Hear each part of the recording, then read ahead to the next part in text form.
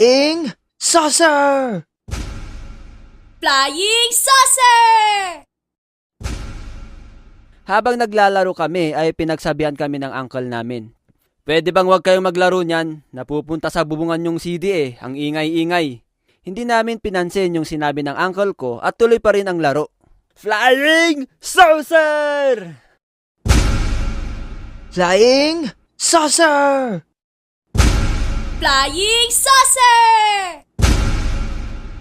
Ayaw niyo tumigil Nung nakita namin na pasugod yung uncle namin ay nagsitakbuhan kaming lahat. Takbo! At sa kasamaang palad, nahanap ako ng uncle ko. Diyan ka pala nagtatago Ang tigas-tigas ng ulo mo! Ouch! Gusto ko lang naman maglaro ng flying saucer Masama ba yun? Pero damn! Fresh pa sa utak ko yung pagkasampal ng uncle ko sa akin, men. Ang sakit! Pero friends na kami ng uncle ko na yon. Dati may daanan sa amin na pababa at sementado siya. At alam nyo ang nasa isip ko? Naisipan kong mag-slide-slide doon, men. Gumawa pa ako dati ng parang sasakyan namin para mag-slide. Hello mga pinsan, gusto niyo ba sumama sa aking munting amusement park? Yes, sir. Tara, ipaparanas ko sa inyo ang tunay na saya.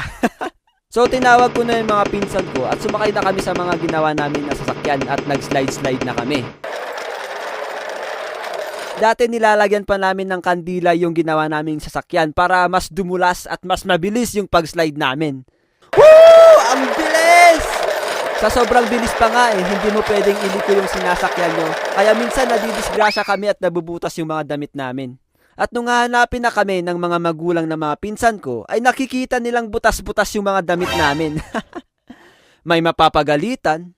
Ay, visit kang bata ka, kakabili ko lang yung short mo, sinira mo na naman.